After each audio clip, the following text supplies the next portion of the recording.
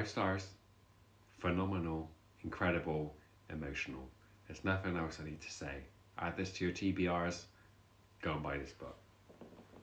No, I will give you some comments now. What an incredible historical fiction. I love this type of historical fiction.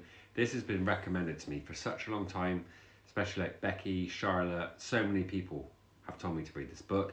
Becky also actually purchased this bundle by Kristin Hannah as well.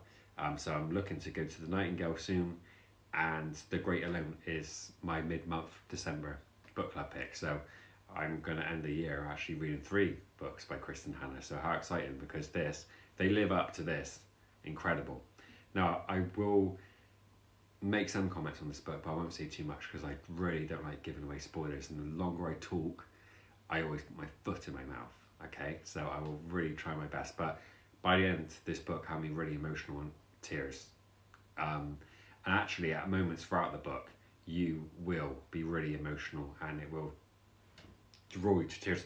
The only reason why I didn't get so upset with some of the portions of this book is because my team, Manchester United, the week before this weekend, because that was a write-off, won. And when a Man United win, my morale goes through the roof, so nothing seems to get me down. Anything could happen. I'm just like, hey. And then this weekend again, yeah, we go and get battered. So I think that and this book, I'm just like, oh, for God's sake, life. Anyway, Vietnam War, it's 1966. Frankie, she signs up to follow in her brother's footsteps and joins the war. But obviously, that's frowned upon because women in war, you should be at home. You should be a housewife. This is where, obviously, these subjects get me really riled up because I'm like, oh, it's so disgraceful how women were just cast aside, not even seen. They were told to be the person in the kitchen, the baby maker, the housewife. That is it. Be seen, not heard. It gets your blood boiling. Obviously, she follows in her brother's footsteps, goes to Vietnam, and she's a nurse. You come across some incredible moments, and then some really, really, really harrowing moments. What she has to deal with, where she finds like the small sliver of hope with some friendships, and she has some incredible friends and friendships that develop throughout this book. But the majority of it is so tough to read because obviously you're in the middle of a war. At some points, I genuinely felt like I was in a room, like in a bunker, and like the dust was falling down where there was like bombings, and the writing was that good. I was transported, and I was just like, oh, my heart was in my throat. It's so sad. It really is sad. The fact that wars and stuff are still going on in this day and age, and people have to live and families are destroyed by it. It's so horrible. This does an incredible job of describing that, and you get so attached to the main character, and she just gets shit on over and over and over and over again. And I just think, I was reading this whole book and I was just like, oh, God, there's got to be a moment where she's got to catch a break. The amount of turmoil and the sadness that she goes through.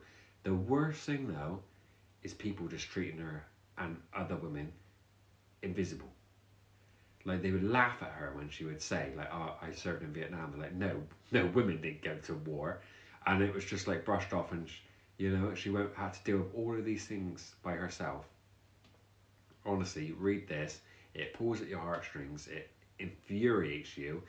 But there's one comment that gets said at the end, and like I do jump the gun a little bit with when things people say stuff or their viewpoints, but you have to realize that yeah, people do have their viewpoints, and the way they are could have been like molded from something that's happened in their youth or whatever.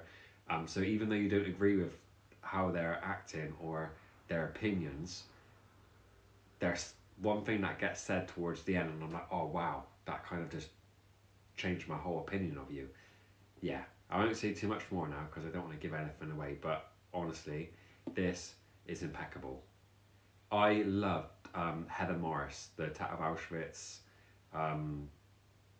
Three Sisters, Silka's Journey. I love those sorts of historical fiction reads, and this surpassed that. This, absolutely incredible. I highly recommend you reading this if you love your historical fiction reads, but please, it's such an emotional read. Just get your tissues ready.